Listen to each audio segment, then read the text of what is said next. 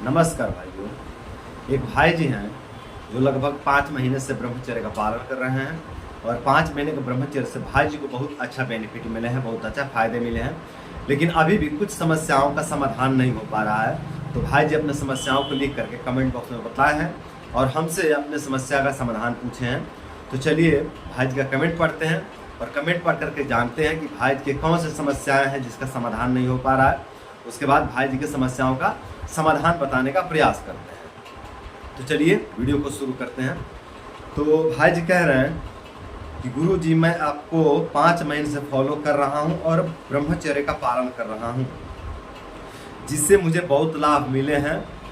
मैं एकदम ठीक हूं, परंतु अभी भी मल ढीला ढीला आता है।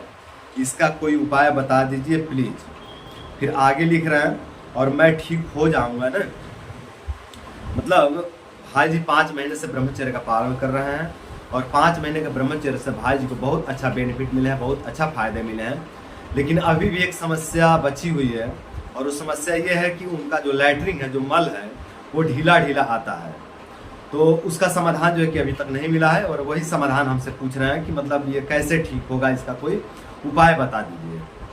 तो देखिए दोस्त, अगर उपाय की बात करें तो जो सबसे बड़ा उपाय है और जो प्रथम उपाय है वो तो आप कर ही रहे हैं। मतलब ब्रह्मचर्य का पालन तो आप कर ही रहे हैं।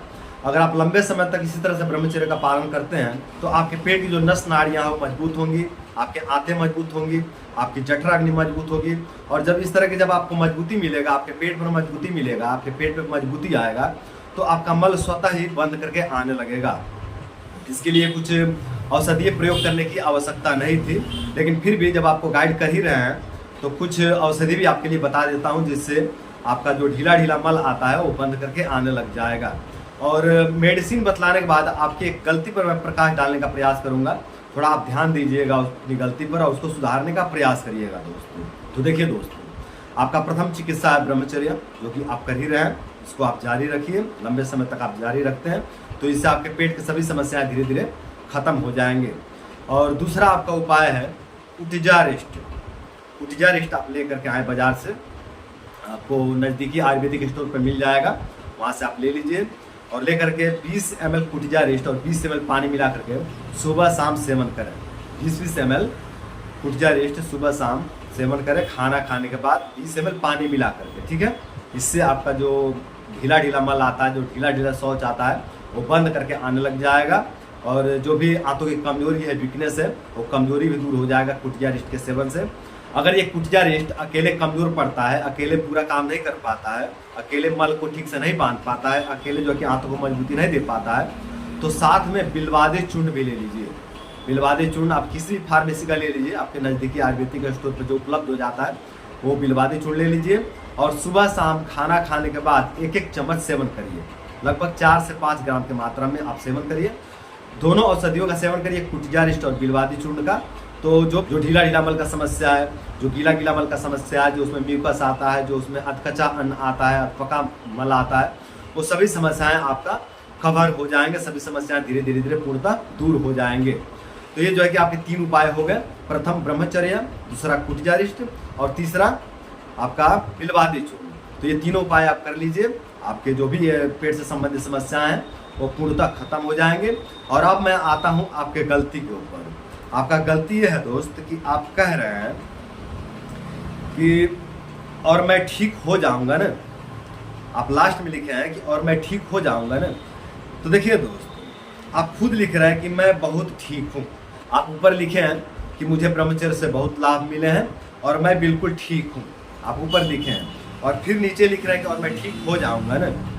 तो देखिए दोस्त, इतना जो है कि लो कॉन्फिडेंस क्यों, जब आपको ब्रह्मचर्य से लाभ मिला ही है और अभी भी मिल ही रहा है और अभी आपको 5 ही महीना हुआ है ब्रह्मचर्य में रहते हुए और 5 ही महीने में बहुत अच्छा बेनिफिट मिले आपको ब्रह्मचर्य के, फिर इतना लो कॉन्फिडेंस क्यों?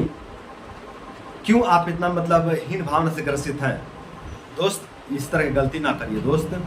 जो ब्रह्मचर्य से बेनिफिट मिल रहा है ना, जो लाभ मिल रहा है ना, उसको एक्सेप्ट करिए, उसको स्वीकार करिए और उस एनर्जी को, उस बल को आप कर्म योग में झोंक दीजिए।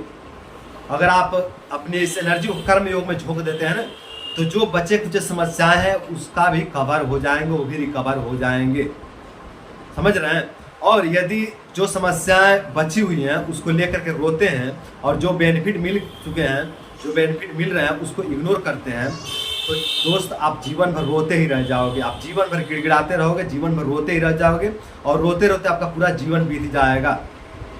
तो मैं यही कहूँगा दोस्त कि जो समस्याएं बचे हैं ना उसको लेकर के रोइए मत, गिड़गिड़ाइए मत, बल्कि जो सुधार हो चुके हैं, जो बेनिफिट मिले हैं, जो एनर्जी मिले हैं, जो बल मिले हैं, उसको कर्म योग में झोंकिए।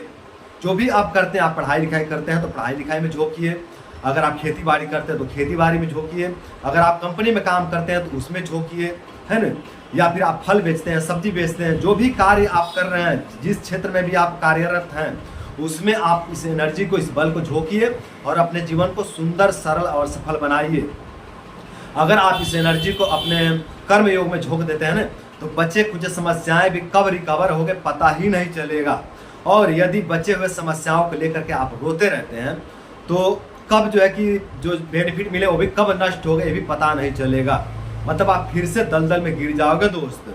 अगर आप बेनिफिट को लेकर के प्रसन्न नहीं होते हो, अगर आप सिर्फ कमियां ही गिनते रहते हो तो दोस्त पूरे जीवन कमियां ही गिनते रह जाओगे, कभी भी नहीं निकल पाओगे दोस्त। बहुत बड़ा कुचक्र है ये, बहुत बड़ा कुचक्र है। इसमें से निकलने के लिए मन को सुधारना बहुत जरूरी होता है दोस्त। और आप मन से यहाँ फंस रहे हो, और मैं सभी भाइयों के लिए कह रहा हूँ, किसी एक भाई के लिए नहीं कह रहा हूँ। अगर आप जो बेनिफिट मिले हैं उसको लेकर के और जो बचे हुए समस्याएं उसको इग्नोर करके चलते हो ना तो जो बची हुई समस्याएं हैं वो भी कब खत्म हो गए पता ही नहीं चलेगा।